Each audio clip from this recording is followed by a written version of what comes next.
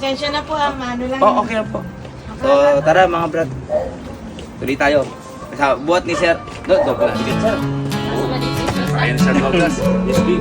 Ako ang batang munti, palaging Magandang umaga mga brad. Nandito po tayo ngayon sa Barangay Bayanan, Muntinlupa City upang magbigay ng wheelchair. So meron po tayong nalaman na kailangan talaga yung wheelchair. So ito po ay palagi natin ginagawa. Kasama natin ang Wheels for a Cause, Muntinlupa Force Multiplier at iba pang mga grupo sa pagbibigay ng tulong.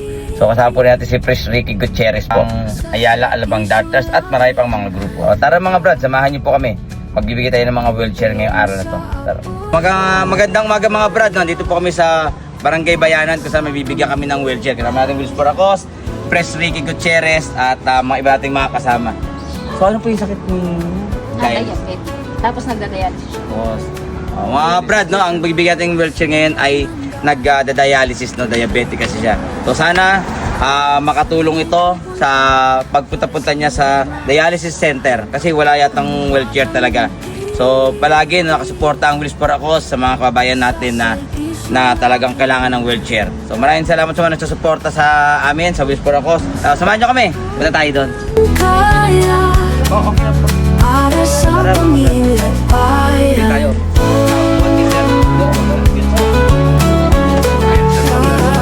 Sa bawat sulok ng daan, tantay ko'y walang sawa. Kahit sana'y pupunta, para sa inyo'y maasahan. Sir Douglas po. Ako ang batang munti, sa serbisyo laging handa. Ano po, siya po ang contact diabetic kasi. Yes. Hindi pa po. Hindi pa po. Hindi pa na ano sa usmo.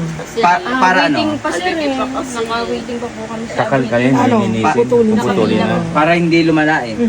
Ganun talaga yun eh. Talagang normal sa may diabetic talagang na ano. Tatanggalin po kasi. So mga brad, no, si Lola Reynalda po ay diabetic at nag-aantay na lang po ng pagpunta sa ospital para putulin para hindi na kumakalat yung sugat sa paa. So ngayon, ang problema po talaga ay yung wheelchair talaga. Po kasi Sa talagang akin talagang wala kayo. Ang ginagawa pag pupunta sa meron naman sila sa ospital po, di ba? pupunta kayo sa dialysis center. Kailangan may wheelchair yung ambulansya. Pag wala tayong gagamitin. May regalo po kaming wheelchair sa inyo. Libre po yun para sa inyo po talaga. Para yung magamit na po kayo palagi po sa amin.